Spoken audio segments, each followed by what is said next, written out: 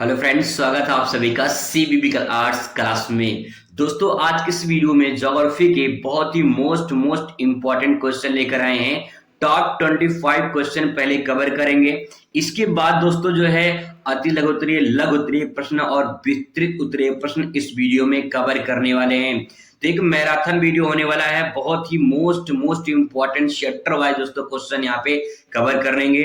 और दूसरी बात आपको बता दें कि साथ साथ में तैयार भी करवा देंगे, तो आप याद करने की टेंशन मत करिएगा। बस थोड़ा सा अगर आप टाइम बिता लेते हैं तो आपको पक्का है यहाँ से फायदा जरूर मिलेगा। चलिए शुरुआत करते हैं। पहले मैं थोड़ा सा एक बार आपको प्रोसेस दिखा दे रहा हूँ, रिव्यू दिखा दे रहा हूँ। यहाँ पे आप देख सकते हैं कुछ इंपॉर्टेंट क्वेश्चन आपके सामने इस प्रकार से जो है बहुविकल्पीय पहले आएंगे। टॉप 25 क्वेश्चन, 25 क्वेश्चन 2025 बोर्ड परीक्षा के लिए। फिर इसके बाद कुछ महत्वपूर्ण प्रश्न आएंगे। फिर इसके बाद आप यहाँ पे देख पाएंगे कि लघु उत्तरीय, अति लघु, विस्तृत उत्तरीय प्रश्न आपको देखने को यहाँ पे मिलेंगे। तो चलिए शुरुआत करते हैं दोस्तों। और यहाँ पे सबसे पहले बात करते हैं यहाँ पे कुछ इंपॉर्टेंट बहुविकल्पीय प्रश्न। सबसे पहले जो इंपॉर्टेंट क्वेश्चन पे नजर डालते हैं और आपके सामने पहला क्वेश्चन यहाँ पे है, मानव भूगोल की निम्न में से कौन सी संकल्पना प्रकृति की सर्वोच्चता में विश्वास करती है। तो यहाँ पे ध्यान रखिए थोड़ा सा। यहाँ पे देखिए कह रहा है कि मानव भूगोल की ऐसी कौन सी संकल्पना है। संकल्पना यानी हम विचार कह सकते हैं, थॉट कह सकते हैं उन भूगोलवेत्ताओं की जिन्होंने दिया है। और उन्होंने कहा है कि कौन सी संकल्पना है कि जिसमें प्रकृति को सर्वोच्च बताया गया है। तो यहाँ पे ऐसी कौन सी संकल्पना बताई जिसमें प्रकृति सर्वशक्तिमान है, प्रकृति सर्वोच्च है। तो यहाँ पे आपका आंसर हो जाएगा पर्यावरण निश्चयवाद। ठीक है, पर्यावरण जो निश्चयवाद है उसमें प्रकृति को सर्वोच्च बताया गया, यानी प्रकृति सर्वशक्तिमान है। राइट आंसर आपका हो जाएगा पर्यावरण निश्चयवाद।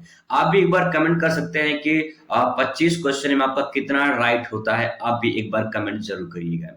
दूसरा क्वेश्चन बात करते हैं यहाँ पे। क्वेश्चन नंबर दूसरा है, निम्नलिखित में से किस विद्वान ने कहा है, किसने नव निश्चयवाद की संकल्पना दी है। तो नव निश्चयवाद की संकल्पना दिया है गिरफिट टेलर ने दिया है। इसका ट्रिक, छोटा सा ट्रिक है दोस्तों, यहाँ पे लिखा है नव निश्चयवाद। ठीक है, नव निश्चयवाद लिखा है। तो नव मतलब क्या होता है? नव मतलब होता है नया। और नया नया कपड़ा सिलाने आप कहाँ जाते हैं? तो आपका जवाब होगा भैया टेलर के पास जाते हैं कि नया नया कपड़ा सिलने के लिए। तो टेलर लिखा है ना, गिरफिट टेलर जो है इसका राइट आंसर हो जाएगा। नव निश्चयवाद की संकल्पना गिरफिट टेलर ने दी थी। और उसमें इस संकल्पना में एक थॉट, एक विचार दिया गया था जिसको बोलते हैं रुको और जाओ की संकल्पना। ठीक है, ये भी ध्यान रखेंगे। रुको और जाओ की संकल्पना किसने दिया है, तो ये भी आपसे एग्जाम में पूछ सकता है। ठीक है, इसको भी ध्यान रखेंगे। चलिए बात करते हैं अगले क्वेश्चन पर। क्वेश्चन नंबर 3 आपके सामने आ चुका है। निम्नलिखित में से कौन सा एक मानव भूगोल का उपागम नहीं है। उपागम को यहाँ पे अप्रोच कर सकते हैं या स्रोत कह सकते हैं। ऐसे कौन कौन से स्रोत हैं जो मानव भूगोल के उपागम नहीं है। तो देखिए इसमें राइट आंसर हो जाएगा आपका क्षेत्रीय भिन्नता, स्थानीय संगठन, मात्रात्मक क्रांति, अन्वेषण और वर्णन। आप चैप्टर नंबर 1 में देखेंगे तो इसमें मात्रात्मक क्रांति जो है नहीं है। इसमें राइट आंसर आपका हो जाएगा। ठीक है, चलिए फास्ट रिवीजन करते हैं यहाँ पे। तो चौथा क्वेश्चन आपके सामने है, निम्नलिखित में से कौन सी एक भौगोलिक सूचना का स्रोत नहीं है। तो भौगोलिक सूचना का जो स्रोत नहीं है वह है प्राचीन महाकाव्य। ठीक है, प्राचीन जो काव्य है ये भौगोलिक सूचना का स्रोत नहीं माना जाता है। ठीक है, क्वेश्चन नंबर चौथा है। क्वेश्चन नंबर 5वां है, मानव भूगोल अस्थिर पृथ्वी क्रियाशील मानव के बीच परिवर्तन से संबंधों का अध्ययन है। मानव भूगोल की परिभाषा किस विद्वान ने दी है। तो आपको पता होगा कि मानव भूगोल अस्थिर पृथ्वी क्रियाशील जो मानव है इसके बीच में जो परिवर्तन से संबंध होता है उस अध्ययन को एलन सी सेम्पुल ने कहा था। ठीक है, एलन सी सेम्पुल ने, जो रटजल की ही एक शिष्य थी, और इन्होंने ये जो है भूगोल की, मानव भूगोल की परिभाषा दी है। क्वेश्चन नंबर 5 देखते हैं आपके सामने। 5वां दोस्तों है, निम्नलिखित में से देशों में से किसकी जनसंख्या सबसे अधिक है। तो जनसंख्या में इसमें देखिए ऑप्शन में डिपेंड करता है कि ऑप्शन में क्या दिया है। तो संयुक्त राज्य अमेरिका इसमें राइट आंसर हो जाएगा। पहले नंबर पे जो जनसंख्या है वो है आपका चीन, और दूसरे नंबर पे बात करें तो दूसरे नंबर पे भारत है, आप सभी जानते हैं। और तीसरे नंबर पे जो है आपका यूएसए है, यानी संयुक्त राज्य अमेरिका है। ठीक है, इस प्रकार से तो आप दे सकते हैं। ये तीनों इंपॉर्टेंट है, तीनों में से कोई भी आपके एक एग्जाम में पूछ सकता है और यहाँ बता सकता है कि ऑप्शन में कि कौन डिपेंड करता है, कौन पूछा गया है, उसी के अकॉर्डिंग आपको आंसर देनी है। क्वेश्चन नंबर 7 दोस्तों देखते हैं, निम्नलिखित में से कौन सा विश्व का सबसे घना बसा महाद्वीप है? तो भैया आप सभी जानते हैं एशिया महाद्वीप में जनसंख्या सबसे ज्यादा है, तो एशिया महाद्वीप राइट आंसर हो जाएगा। क्वेश्चन नंबर 8 देखते हैं, निम्नलिखित में से किस महाद्वीप में जनसंख्या वृद्धि सर्वाधिक है? दोनों का आंसर बहुत ही अलग है, ध्यान रखिएगा।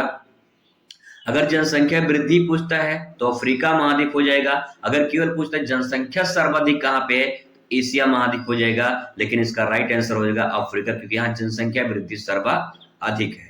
ठीक, क्वेश्चन नंबर अगला देखते हैं। क्वेश्चन नंबर 9 आपके सामने है, निम्नलिखित में से कौन सा सबसे अधिक जनसंख्या वाला देश है?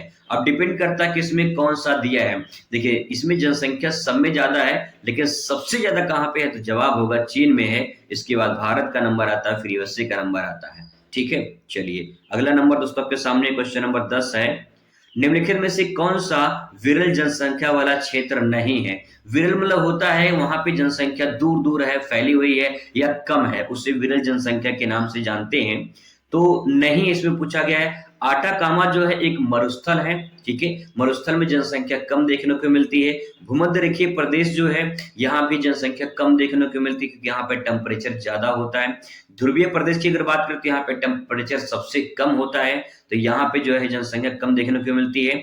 दक्षिणी पूर्वी एशिया आपका राइट आंसर हो जाएगा, क्योंकि दक्षिणी पूर्वी एशिया में इंडोनेशिया देश भी आता है और इंडोनेशिया में जनसंख्या भी ज्यादा है।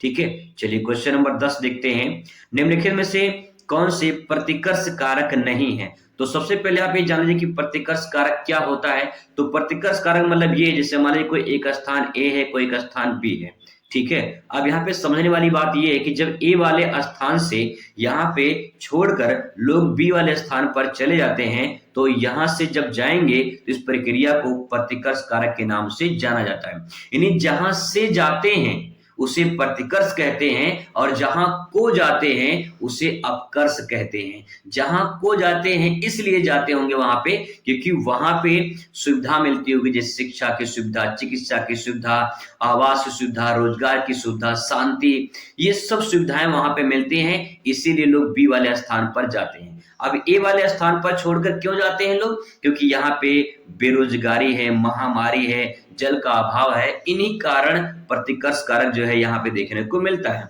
तो कह रहा नहीं है, तो इसमें चिकित्सक की जहां सुविधा मिलती है वो अपकर्ष कारक के अंतर्गत आते हैं। तो राइट आंसर आपका हो जाएगा चिकित्सा या शैक्षिक सुविधा। ठीक है, चलिए बात करते हैं दोस्तों अगले क्वेश्चन पर। क्वेश्चन नंबर 12 आपके सामने है, निम्नलिखित में से किस महाद्वीप में जनसंख्या न्यूनतम घनत्व वाला मिलता है? न्यूनतम घनत्व वाला मिलता है, यह हमें देखना है। और उसके बाद जो है यह फिर पूछ सकता है कि जनसंख्या आकार के अनुसार विश्व का सबसे छोटा महाद्वीप, तो आप सभी का जवाब उसमें हो जाएगा ओशिनिया, जिसे ऑस्ट्रेलिया के नाम से भी जाना जाता है। ठीक है, तो उसमें राइट आंसर ओशिनिया हो जाएगा। नेक्स्ट है, मानव विकास की अवधारणा निम्नलिखित में से किस विद्वान की देन है? तो डॉक्टर महबूब को याद रखिएगा, अपने महबूब को याद रखिएगा, आपको याद हो जाएगा कि मानव विकास की अवधारणा किसने दी है। महबूब को मत भूलना दोस्तों, क्योंकि महबूब बहुत अनमोल होता है, तो आप ध्यान रखिएगा। और मानव विकास की अवधारणा किसने दी है? महबूब उल हक ने दी है। ठीक है, यहाँ पे हक भी है, तो बस का की जगह गा मत पढ़ाने, दिक्कत हो जाएगी। ठीक है, चलिए बात करते हैं आगे पॉइंट पर। क्वेश्चन नंबर 14 देखते हैं, निम्नलिखित में से कौन सा विकास का सर्वोत्तम वर्णन करता है? इसमें राइट आंसर जो है गुणों में धनात्मक परिवर्तन या गुणों में धनात्मक वृद्धि भी कह सकते हैं। ठीक है, तो ये जो इसमें राइट आंसर हो जाएगा विकास में सर्वोत्तम वर्णन करता है। क्वेश्चन नंबर 15 दोस्तों आपके सामने यहाँ पे है, विश्व का सबसे अधिक मानव विकास सूचकांक वाला देश किस महाद्वीप में है? This is most important question. तो जवाब होगा यूरोप महाद्वीप में है, और यूरोप में सबसे ज्यादा जो पाया जाता है मानव विकास सूचकांक वो नॉर्वे में है। ठीक है, थोड़ा सा मैं यहाँ पे एक ट्रिक पॉइंट आपको बता दूं, नॉर्वे की राजधानी आपको याद करा देते हैं, और ध्यान रखेंगे दोस्तों की राजधानी पूछा जाता है। अगर आपको पता है तो बहुत अच्छी बात है, नहीं पता है तो अभी तुरंत सेकंडों में आपको याद हो जाएगा। नॉर्वे की राजधानी हमको याद करना है। अगर मैं नॉर्वे की मात्रा पे जो नॉर्वे लिखा हुआ है, अगर इसकी मात्रा को मैं हटा दूं तो ये बन जाएगा 9। अगर मैं इसको हटा दूं तो 9 बन जाएगा। और आप महसूस करें कि आप नाव में बैठे हैं। ठीक है, आप नाव में बैठे हैं और नाव वाले से कह रहे हैं भाई नाव और स्लो चला, नाव और स्लो चला, तो नॉर्वे की राजधानी क्या हो जाएगी? ओस्लो हो जाएगी। ठीक है, ओस्लो हो जाएगी। ओस्लो। ठीक है, नॉर्वे की राजधानी क्या हो जाएगी? ओस्लो हो जाएगी। तो नाव और सोलो चला, ये ध्यान रखिएगा, बस आपको याद रहेगा। ठीक है, चलिए क्वेश्चन नंबर नेक्स्ट बात करते हैं 16 नंबर। निम्नलिखित में से कौन सी प्राथमिक क्रिया नहीं है? तो प्राथमिक क्रिया वो क्रिया होती है जो प्राकृतिक संसाधनों का डायरेक्ट उपयोग किया जाता है, उन्हें प्राथमिक क्रिया के नाम से जाना जाता है। तो आखेट, आखेट मतलब शिकार करना होता है। ठीक है, इसके जो है ये तो आपका प्राथमिक क्रिया हो जाएगा। खनन, ये भी खनन मतलब खुदाई करना, ये भी प्राथमिक। कृषि भी, ये भी हो जाएगा। विनिर्माण उद्योग, विनिर्माण उद्योग का मतलब ये है कि जैसे मान लीजिए अगर आपके पास गन्ना है तो गन्ना जो हो प्राथमिक क्रिया के अंतर्गत आता है, लेकिन गन्ने से अगर चीनी बना दिया जाए, ठीक है, तो द्वितीय क्रिया के अंतर्गत आएगा। और गन्ने से चीनी बना है तो इसी प्रक्रिया को विनिर्माण कहते हैं। विनिर्माण का मतलब होता है किसी एक वस्तु को किसी दूसरे उपयोगी वस्तु में बदल देना, ये प्रक्रिया विनिर्माण के नाम से जाना जाता है। तो जब गन्ना था तो प्राथमिक क्रिया था, जब चीनी आ गया तो द्वितीय क्रिया में आ गया, क्योंकि गन्ना से चीनी बनाने की प्रोसेस जो कहलाती है वो विनिर्माण उद्योग कहलाती है। या निर्माण उद्योग कहें या विनिर्माण उद्योग कहें, बात एक ही है। ठीक है, चलिए आई होप आपको समझ में आया होगा दोस्तों। क्वेश्चन नंबर 17 आपके सामने है। निम्नलिखित में से कौन सी प्राथमिक क्रियाकलाप है? अभी पूछा था प्राथमिक क्रियाकलाप नहीं है, अब पूछ रहा भैया कि कौन सा है। तो देखिए विनिर्माण मैंने बता दिया कि विनिर्माण मतलब कि दूसरे उपयोगी वस्तु में बदलना, इसका मतलब ये नहीं है। व्यापार, व्यापार में भी जो वस्तु बन जाती है उसको हम व्यापार करते हैं, तो ये नहीं है। खनन करना होता है, खुदाई करना। और शिक्षण यानी शिक्षण तो ये भी नहीं आएगा, तो इसमें राइट आंसर क्या हो जाएगा? खनन हो जाएगा। ठीक है, चलिए क्वेश्चन नंबर 18 पे बात करते हैं। क्वेश्चन नंबर 18 के सामने है, निम्नलिखित में से किस देश में सहकारी कृषि का सफल परीक्षण किया गया था? तो सहकारी कृषि का डेनमार्क किया गया था, और डेनमार्क की भी राजधानी आपको याद करा दें तो देखिए भी कोपेनहेगन है। कोपेनहेगन, ठीक है, कोपेनहेगन। कोपेनहेगन ध्यान रखेंगे, डेनमार्क की राजधानी क्या है? कोपेनहेगन है। देखिए अगर आप पेन लेंगे, जो भी पेन आप लीजिए वो मार्क लीजिए, जैसे कि कोई मार्का हो बढ़िया से, है ना, जैसे कि बढ़िया चलता हो कोई मार्का। मार्का मतलब कि जैसे सेलो कंपनी का हो गया या फिर कोई और कंपनी का हो गया, जो भी कंपनी का है, तो आप जो भी पेन लेंगे वो मार्का लेंगे। ठीक है, बढ़िया मार्का लेंगे ताकि जो है अच्छा चले, वो पीछे से बहे ना, नहीं तो हेगन हो जाएगा। ठीक है, ध्यान रखेंगे कोपेनहेगन। ठीक है, डेनमार्क की राजधानी कोपेनहेगन हो जाएगा। क्वेश्चन नंबर 19 की बात करें तो निम्नलिखित में से कौन सी रोपड़ फसल नहीं है? This is most important question दोस्तों। रोपड़ फसल नहीं है, तो रोपड़ फसल की अगर नहीं इसमें बात करें तो देखिए कॉफी, गन्ना, गेहूं, रबड़। इसमें कॉफी, गन्ना, रबड़, ये तीनों रोपड़ फसल के अंतर्गत आते हैं, और जो गेहूं है ये आपका खाद्य फसल के अंतर्गत आता है। नेक्स्ट क्वेश्चन नंबर 20 आपके सामने है, निम्नलिखित में से कौन सी बगाती फसल है? तो बगाती जो फसल भैया वो रबड़ है, क्योंकि रबड़ जो है रोपड़ फसल के अंतर्गत आती है, और रोपड़ फसल की ही बगाती फसल के नाम से जाना जाता है। ठीक है, क्वेश्चन नंबर 21 आपके सामने आ चुका है दोस्तों। यहाँ पे 21 कह रहा है कि निम्नलिखित में से कौन सी बगाती फसल नहीं है? अब बगाती फसल नहीं है भैया, तो उसमें रबड़ भी है, कहवा, चाय, कहवा भी है, चाय भी है, मक्का इसमें नहीं होगा, तो मक्का इसमें राइट आंसर हो जाएगा। ठीक है, नेक्स्ट है फजेंडा का क्या अर्थ है? तो देखिए फजेंडा का जो अर्थ भैया वो है ब्राजील में कहवा का जो बागान होता है ना, उसी को फजेंडा के नाम से जानते हैं। ब्राजील की राजधानी ब्रासिलिया है। ब्रासिलिया कहें या ब्राजीलिया कहें, बात एक ही है, तो ध्यान रखेंगे। ये भी आपसे पूछ सकता है, ब्राजील की राजधानी ब्रासिलिया। ठीक है, चलिए बात करते हैं ये नेक्स्ट पॉइंट में। अगला पॉइंट यहाँ पे है, निम्नलिखित में से किस प्रकार के कृषि में खट्टे रसदार फलों की कृषि की जाती है? तो जो भूमध्यसागरीय कृषि है, भूमध्यसागरीय कृषि में खट्टे रसदार फलों की कृषि यहाँ पे की जाती है, ये इसमें राइट आंसर हो जाएगा। क्वेश्चन नंबर 23 दोस्तों के बाद आपके सामने 25 आ चुका है। फूलों की कृषि क्या कहलाती है? जो फूलों की कृषि कहलाती है भैया, ये कहलाती है आपकी फूलों की कृषि कहलाती है, इसमें पुष्प उत्पादन के नाम से जाने जाती है। ठीक है, पुष्प उत्पादन के नाम से जानी जाती है। इसका एक बार आंसर कमेंट करिए कि राइट आंसर क्या होगा। ठीक है, फूलों की कृषि पुष्प उत्पादन के नाम से जानी जाती है। नेक्स्ट आपके सामने क्वेश्चन नंबर 25 है, और 25 कह रहा है आपके सामने कि निम्नलिखित में से कौन सा देश कहवा का सबसे बड़ा उत्पादक देश है? तो कहवा का यहाँ पे ऑप्शन में डिपेंड करता है ब्राजील, इसमें राइट आंसर हो जाएगा। और कहवा के बागानों को जो है ब्राजील में फजेंडा के नाम से जाना जाता है। ठीक है, चलिए बात करते हैं क्वेश्चन आंसर पर। तो क्वेश्चन आंसर जो है हमारा भारत लोक अर्थव्यवस्था से एक चैप्टर से है और यहाँ पे जनसंख्या वितरण घनत्व वृद्धि से है। पहले यहाँ महत्वपूर्ण बिंदु पर नजर डालते हैं। दोस्तों ध्यान रखेंगे जो भी यहाँ पे लिखा गया ये सारे पॉइंट आपके मैप में आएंगे नहीं। 5 नंबर यहाँ से भी कंफर्म होने वाला है। 5 नंबर प्लस बहुविकल्पीय प्लस अति लघुत्तरीय, यानी 3 टाइप के प्रश्न आपके यहाँ पे कवर होने वाले हैं। बहुत ही मोस्ट इंपॉर्टेंट है। तो पहला पॉइंट है क्षेत्रफल की दृष्टि से भारत का विश्व में कौन सा स्थान है? तो जब सभी जानते हैं 7वां स्थान है। ठीक है, ध्यान रखेंगे क्षेत्रफल की दृष्टि से 7वां स्थान है। नेक्स्ट आपके सामने है कि जनसंख्या की दृष्टि से विश्व में कौन सा स्थान है? तो भारत का दूसरा स्थान है। पहले पे चीन, दूसरे पे भारत है। वही बात करते हैं अगले पे, बस फास्ट रिवीजन कर लीजिए। क्षेत्रफल की दृष्टि से भारत का सबसे बड़ा जो राज्य है वो सभी जानते हैं, आपका राजस्थान राइट आंसर हो जाएगा। इसके बाद जो है अगला पॉइंट है कि क्षेत्रफल की दृष्टि से भारत का सबसे छोटा राज्य, तो छोटा आपका गोवा है। नाम भी देखिए गोवा, छोटा सा नाम गोवा है, तो राज्य भी गोवा है। ठीक है, नेक्स्ट है जनसंख्या की दृष्टि से भारत का सबसे बड़ा राज्य, तो सभी जानते हैं अपना यूपी। और नेक्स्ट है जनसंख्या की दृष्टि से भारत का सबसे छोटा राज्य, सबसे छोटे में सिक्किम है। ठीक है, सबसे छोटे में आपका सिक्किम है। नेक्स्ट बात करते हैं कि भारत में सर्वाधिक जनसंख्या घनत्व वाला राज्य, तो बिहार और पश्चिम बंगाल है। बिहार सबसे पहले नंबर पर है, दूसरे स्थान पर पश्चिम बंगाल है।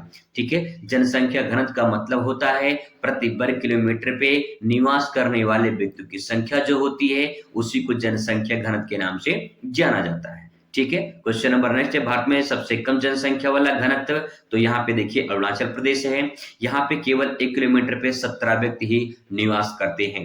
नेक्स्ट क्वेश्चन दोस्तों आपके सामने है। यहाँ पे भारत में सर्वाधिक लिंगानुपात सबसे ज्यादा केरल में है। और लिंगानुपात का मतलब होता है यहाँ पे कि महिलाओं के पीछे पुरुषों के पीछे जो महिलाओं की संख्या होती है उसी को लिंगानुपात के नाम से जाना जाता है। भारत में सबसे कम लिंगानुपात आपका हरियाणा में है। और क्वेश्चन अगला है, भारत में सबसे अधिक साक्षरता वाला राज्य केरल हो जाएगा और सबसे कम जो हो जाएगा वो बिहार हो जाएगा। ठीक है, ये तो दोस्तों हो गए महत्वपूर्ण बिंदु प्रश्न के बारे में। 1-2 प्रश्न और है, देख लेते हैं। भारत में सबसे अधिक मानव विकास सूचकांक वाला राज्य केरल हो जाएगा और भारत में सबसे कम मानव विकास सूचकांक बिहार हो जाएगा। साक्षरता दर की बात वही सेम टू सेम है।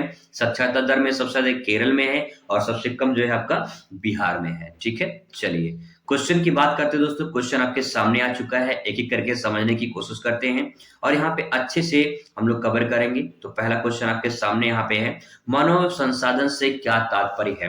क्या मानव अपने आप में संसाधन है? आइए समझने की कोशिश करते हैं, मानव कैसे संसाधन है। तो मानव संसाधन से अभिप्राय मानव की कुशलता एवं बौद्धिक शारीरिक क्षमता से है, जिसके आधार पर प्राकृतिक संसाधनों को में उपयोग करके आर्थिक विकास को संभव बनाता है। कहने का मतलब दोस्तों ये है, इसको आप एक लाइन से समझ सकते हैं। कह रहा है यहाँ पे ये नहीं है, कह रहा है यहाँ पे प्राकृतिक जो संसाधन है ना, इन प्राकृतिक संसाधनों को उपयोग करके अपना आर्थिक विकास करता है। ठीक है, अपना विकास करता है। और विकास कब करता है, कैसे करता है? तो उसके लिए यहाँ पे मानव के पास उसकी कुशलता होनी चाहिए और बौद्धिक क्षमता और शारीरिक क्षमता होनी चाहिए। मैं आपको एग्जांपल से आपको बता दूं, जैसे मान लीजिए आप हैं, तो अगर आपके पास कुशलता होगी, आपके अंदर क्षमता होगी, बौद्धिक क्षमता और शारीरिक क्षमता दोनों होगी, तो आप मेहनत करेंगे, अच्छे से मेहनत करेंगे, पढ़ेंगे और जो भी आपके पास संसाधन होंगे, नोट्स, क्वेश्चन बैंक, किताब, उनसे आप पढ़ेंगे और पढ़कर अपने पास एक ऐसी स्किल डेवलपमेंट करेंगे, एक ऐसी कौशल विकसित करेंगे जिसके आधार पे आप बोर्ड परीक्षा में अच्छे नंबर से पास हो सकते हैं, बोर्ड परीक्षा में टॉपर बन सकते हैं। इसका मतलब दोस्तों ये है कि जो भी हमारे पास रिसोर्सेस हैं, जो प्राकृतिक संसाधन हैं, इन प्राकृतिक संसाधनों को हम अपने बौद्धिक क्षमता और शारीरिक क्षमता के आधार पर उपयोग करके विकास कर सकते हैं। तो जब विकास करेंगे तो इसका मतलब यह है कि मानव अपने आप में एक बहुत बड़ा संसाधन है। ठीक है, चलिए आई होप आपको समझ में आया होगा। क्वेश्चन नंबर दूसरा देखते हैं, जनसंख्या घनत्व से आप क्या समझते हैं? तो मैंने बताया था परिभाषा, जनसंख्या घनत्व कहीं डाल देंगे, इसके बारे में लिखेंगे, प्रति वर्ग किलोमीटर पे निवास करने वाले व्यक्तियों की संख्या को जनसंख्या घनत्व के नाम से जाना जाता है। इसका छोटा सा फार्मूला है, जनसंख्या घनत्व बराबर जनसंख्या बटे क्षेत्रफल होता है। ठीक है, नोट पॉइंट ध्यान रखेंगे। 2011 की जनगणना के अनुसार भारत की जो जनसंख्या घनत्व है वो 382 है। 328 382 जनसंख्या घनत्व है, ये आप ध्यान रखेंगे। ठीक है, चलिए क्वेश्चन नंबर अगला है आपके सामने। देखिए यहाँ पे थोड़ा सा एक पॉइंट और बता दें नोट पॉइंट में कि जनसंख्या घनत्व में सर्वाधिक बिहार पश्चिम बंगाल है और इसके सबसे कम अरुणाचल प्रदेश और मिजोरम है। अभी हमने बहुविकल्पीय में अति लघु उत्तरीय में देखा था वहां पे। क्वेश्चन बात करते हैं अगला, लिंगानुपात से आप क्या समझते हैं? तो लिंगानुपात को अगर आपको परिभाषित करना है तो यहाँ पे कैसे करेंगे? लिंगानुपात प्रति हजार पुरुषों के पीछे जो महिलाओं की संख्या होती है उसी को लिंगानुपात के नाम से जाना जाता है।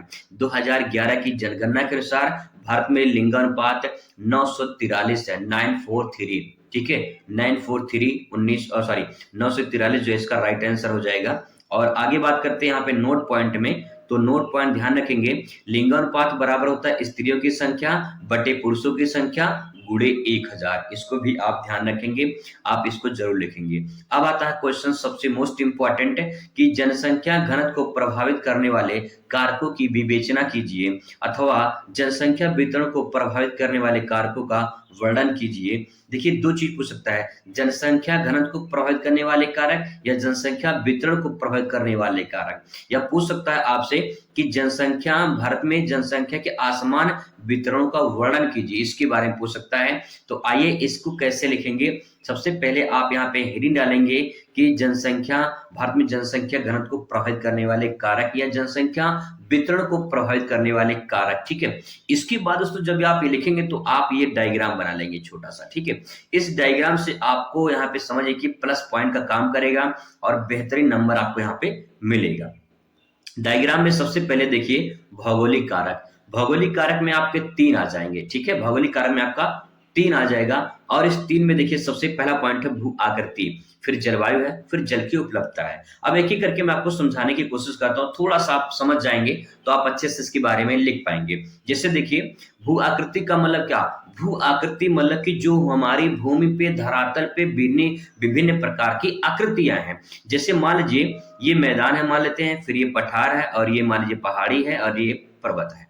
ठीक है, अब यहाँ पे आप देख पा रहे होंगे कि आपको जो जनसंख्या है वो मैदान पे ज्यादा देखने को मिलती है। ठीक है, मैदान पे जनसंख्या आपको ज्यादा देखने को मिलेगी, पठार पे थोड़ा सा आपको कम देखने को मिलेगी यहाँ पे। ठीक है, और घाटी उटी में थोड़ा और कम देखने को मिलेगी, पर्वत और आपको पर्वतीय क्षेत्रों में जनसंख्या और कम देखने को मिलेगी। तो आखिर इतना अंतर क्यों पाया जाता है? वो इसलिए क्योंकि यहाँ पे भू आकृतियां अलग अलग होती हैं। यानी कहने का मतलब है कि जो मैदान होते हैं उन मैदानों में जो मूलभूत आवश्यकताएं हैं वो आसानी से प्राप्त हो जाते हैं, लेकिन पर्वत पे पठार पे घाटियों में उतना आसानी से उपलब्ध नहीं हो पाते हैं। यही कारण है कि नदी घाटियों में नदियों मैदानों में या फिर मैदानी क्षेत्रों में आपको ज्यादा जनसंख्या देखने को मिलती है। तो इस प्रकार से आप देख सकते हैं, फ्लो चार्ट बना के आप इसके बारे में ऐसे बना के लिख भी सकते हैं। पूरा परफेक्ट नंबर मिलेगा दोस्तों, परफेक्ट नंबर मिलेगा। आगे बात करते हैं जलवायु की। जलवायु की बात करें सिंपल भाषा में अगर बताएं आपको, तो जहां मान लीजिए जहां पे अधिक ठंडी पड़ती हो, क्या आप वहां रहना पसंद करेंगे? जहां अधिक गर्मी पड़ती है, क्या आप वहां रहना पसंद करेंगे? नहीं। जहां थोड़ी ठंडी थोड़ी गर्मी पड़ती है, आप वहां रहना पसंद करेंगे। यानी जहां अनुकूल जलवायु हो। इसका मतलब दोस्तों ये है कि जलवायु भी जनसंख्या को प्रभावित करती है। बहुत अधिक ठंडे प्रदेशों में लोग रहना पसंद नहीं करेंगे, बहुत अधिक गर्म वाले प्रदेशों में लोग रहना पसंद नहीं करेंगे। जहां पे थोड़ी ठंडी थोड़ी गर्मी होगी, लोग वहां रहना पसंद करेंगे और जनसंख्या इस प्रकार से वहां पे प्रभावित हो जाती है। अगला पॉइंट है जल की उपलब्धता। जल की उपलब्धता में अगर आपको सिंपल भाषा में इसको भी बताऊं तो आप मान लीजिए एक जगह ए है और एक जगह मान लीजिए बी है। जो ए वाला जगह है यहाँ पे आपको जो स्वच्छ पानी मिल रहा है वो स्वच्छ जल मिल रहा है, यहाँ पे आपको गंदा पानी मिल रहा है पीने के लिए। अब मुझे बताइए कि आप कहाँ रहना पसंद करेंगे? आप सभी का जवाब होगा जहां पे भैया स्वच्छ पानी मिलता है। इसका मतलब ये है कि जल की उपलब्धता, यानी जहां जल आसानी से प्राप्त हो जाते हैं, स्वच्छ जल जहां आसानी से उपलब्ध हो जाते हैं, वहीं पे लोग रहना पसंद करते हैं। अगर इतिहास उठा के आप देखेंगे तो आपको ये पता चलेगा कि पहले लोग जो बसते थे वो नदी घाटियों में बसते थे, नदियों के तट पर ज्यादा बसा होता था, क्योंकि जो पीने के पानी थे वो पहले नदी स्वच्छ होता था और नदी का पानी ही लोग पीते थे और नदी के आसपास ही लोग बसते बसते थे। जैसे आपने सिंधु घाटी की सभ्यता का नाम सुना होगा, मेसोपोटामिया सभ्यता नाम सुना होगा, मिस्र की सभ्यता का नाम सुना होगा, चीन की सभ्यता का नाम सुना होगा, जितनी सभ्यताएं आपने सुना होगा ये सारे नदियों के तट पर बसा है और यहीं से शुरुआत होती है, क्योंकि जल की उपलब्धता वहां पे आसानी से मिल जाती थी। ठीक है, चलिए बात करते हैं अगले पॉइंट पे दोस्तों। यहाँ पे अब लिखेंगे आर्थिक कारक। आर्थिक कारक में इसमें आप लिखेंगे खनिज। देखिए, जिन क्षेत्रों में खनिज के भंडार ज्यादा पाए जाते हैं वहां लोगों को रोजगार मिलेगा, रोजगार की तलाश में उस स्थान पे एक स्थान छोड़कर दूसरे स्थान पर लोग चले जाएंगे। जब वहां पे जाएंगे तो जनसंख्या वहां प्रभावित होगी। क्यों? क्योंकि मान लीजिए, जैसे मान लीजिए बी स्थान है, यहाँ पे खनिज का भंडार है, ठीक है, यहाँ पे खनिज का भंडार है और यहाँ पे मान लीजिए 1000 लोग रहते हैं, ठीक है, और ये वाला स्थान पे खनिज का भंडार नहीं है। यहाँ से मान लो कुछ लोग यहाँ पे चले गए, मान लो 100 लोग और चले गए, ठीक है, तो यहाँ पे जो 1000 जनसंख्या है ये 100 लोग के जाने से प्रभावित होगी कि नहीं प्रभावित होगी। दूसरी बात ये है कि यहाँ पे जो खनिज संसाधन है उस खनिज संसाधन के कारण लोग वहां पे जा रहे हैं, इसका मतलब खनिज संसाधन भी लोगों को प्रभावित करते हैं। ठीक है, आगे है नगरीकरण। नगरीकरण का मतलब क्या? जब लोग गांव से शहर में चले जाएं, नगर में जाकर बस जाएं, तो उस प्रक्रिया को नगरीकरण के नाम से जाना जाता है। आखिर लोग गांव से शहर में क्यों जाते हैं? क्योंकि शहर में, नगरों में मूलभूत जो आवश्यकताएं हैं या फिर लोगों को सुविधाएं मिल जाती हैं, अच्छे से रोजगार मिल जाते हैं, वहां पे सारी सुविधाएं, चिकित्सा की, स्वास्थ्य के और मतलब पढ़ाई की सारी सुविधाएं आसानी से मिल जाती हैं। लोग इसी गांव से शहर में चले जाते हैं। इसका मतलब ये कि नगरीकरण भी जो है वो जनसंख्या को प्रभावित करता है।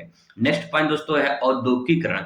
औद्योगिकीकरण का मतलब ये कि जहां पे उद्योगों का विकास होगा वहां पे लोग को रोजगार मिलेगा, बड़ी बड़ी कंपनियां स्थापित होंगी तो लोग वहां पे जाएंगे रोजगार के लिए और फिर जनसंख्या प्रभावित होगी, यानी औद्योगिकीकरण भी जनसंख्या को प्रभावित करती है। आई होप दोस्तों आपको समझ में आया होगा। नेक्स्ट पॉइंट आपके सामने है सामाजिक कारक। सामाजिक कारक में सांस्कृतिक, धार्मिक और राजनीतिक है।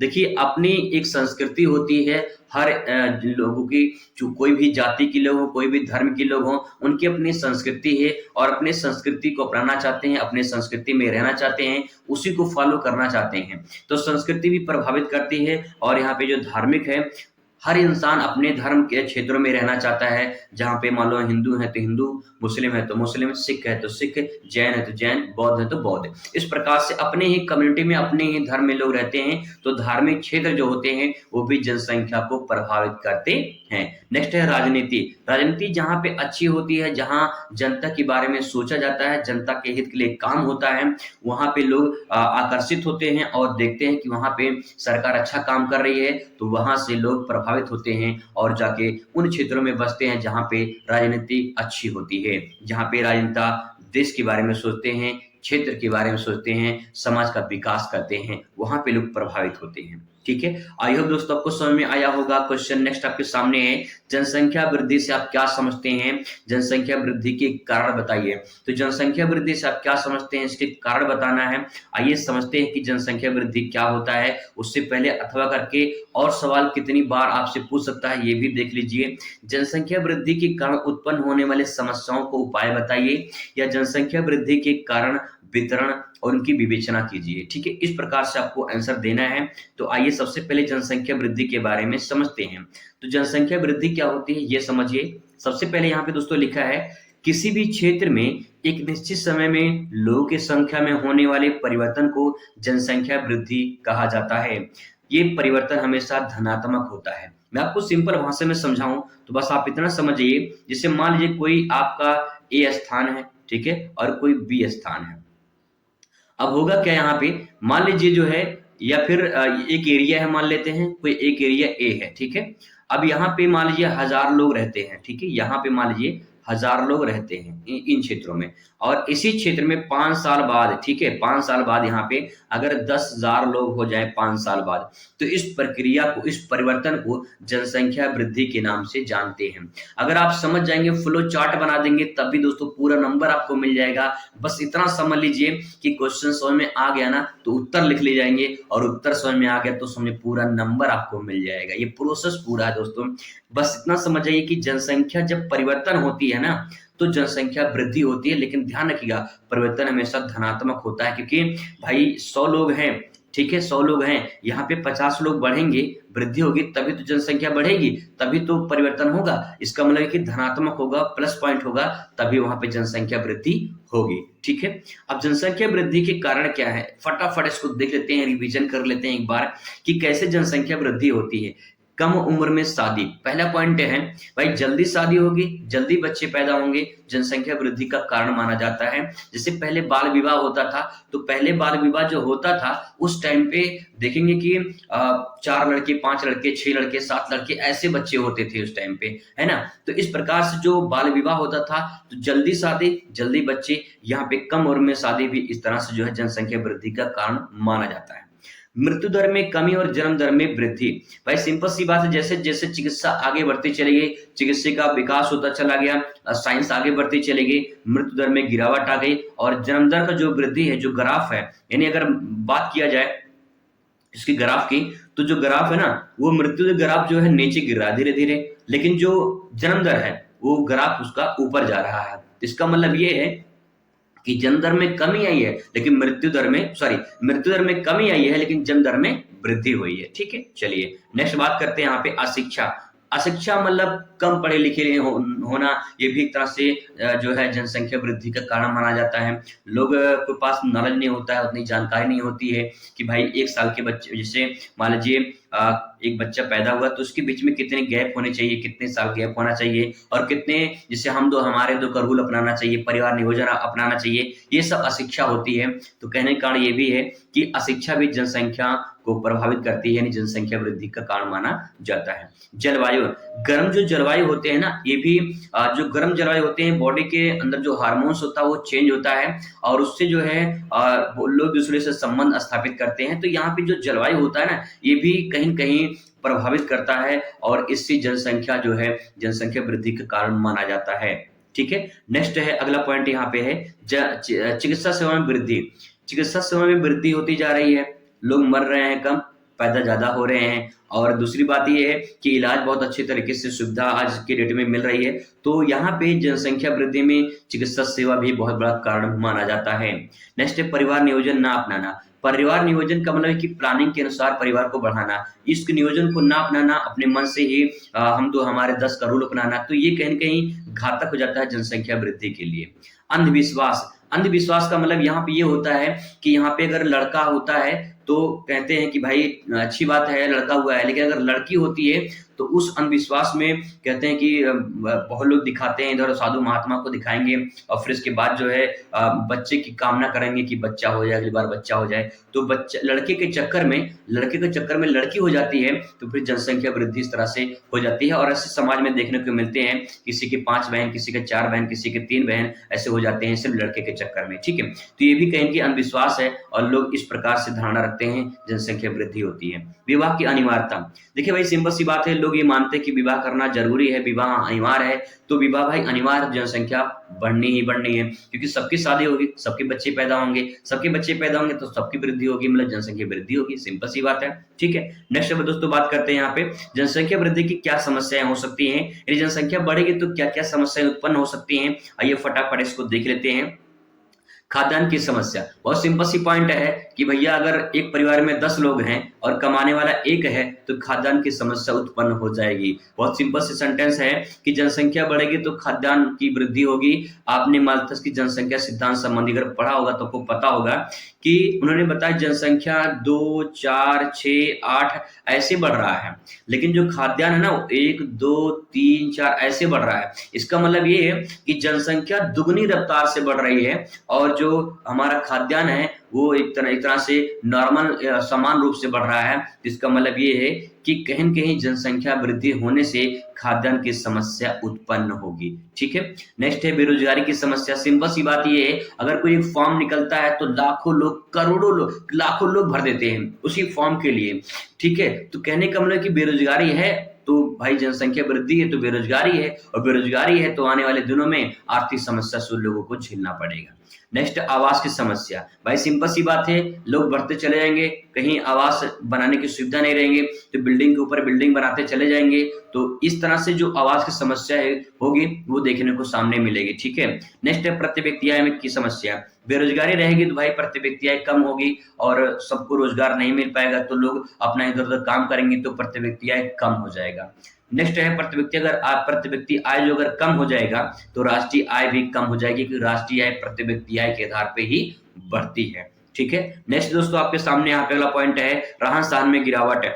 जनसंख्या ज्यादा होगी तो रहन सहन में गिरावट होगी। एक ही परिवार में अगर 20 लोग रहते हैं तो उस रहन सहन उनका देख लीजिए, एक परिवार में 5 लोग रहते हैं उनका रहन सहन देख लीजिए, तो बहुत अंतर देखने को आपको मिल जाएगा।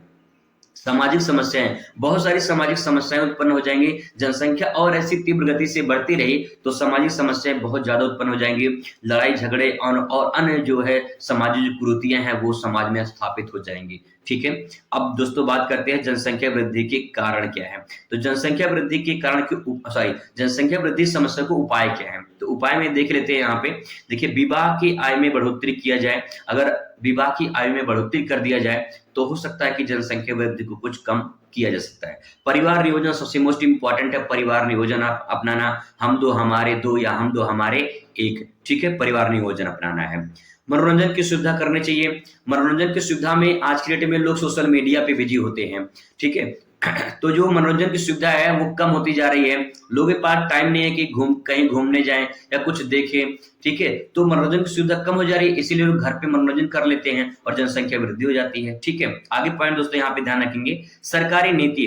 सरकारी नीति ऐसी बनानी चाहिए, सरकारी कोई ऐसी योजना बनानी चाहिए जिससे सरकार जो है आगे आए और जनसंख्या वृद्धि पर रोक लगाने के लिए, रोक नहीं कर सकते हैं, कम करने के लिए कुछ नियम बनाए, कुछ नीति बनाए जिससे जनसंख्या को कंट्रोल किया जा सके। नेक्स्ट है शिक्षा में वृद्धि किया जाए। शिक्षा में वृद्धि प्रसार किया जाए ताकि जो है जनसंख्या वृद्धि को कम किया जा सके। तो दोस्तों ये कुछ पॉइंट हैं, आप इन्हें अच्छे से लिख सकते हैं, समझ सकते हैं। ये मैंने अच्छे से आपको बताने की कोशिश किया है, फिर भी कोई दिक्कत परेशानी हो तो कमेंट जरूर करिएगा। ठीक है, क्वेश्चन हम लोग बात करेंगे अगले टॉपिक पर। देखिए यहाँ पे अगला क्वेश्चन आपके सामने रहेगा और फिर इसके बाद अगले क्वेश्चन पे हम लोग बात करेंगे। बहुत सारे क्वेश्चन अभी हैं तो मुलाकात करेंगे आपसे अगले वीडियो में, ताकि जो है आप बोर ना हो और सारे टॉपिक आप तैयार करते रहें। ठीक है, साथ साथ में दोस्तों मैं आपको बेहतरीन तैयारी करवा दूंगा, बिल्कुल चिंता मत करिए, अच्छे नंबर से पास करवा दूंगा। सब कुछ तरीका बताऊंगा, कॉपी कैसे लिखे, दूसरी बात आंसर बनाकर कैसे लिखे पहले, और नेक्स्ट बात ये है कि भैया बिना पढ़े कैसे पास हो। सब कुछ मैं सटीक तरीका बताऊंगा जिससे आप अच्छे नंबर से पास हो सकते हैं। चलिए मिलते हैं इस वीडियो में।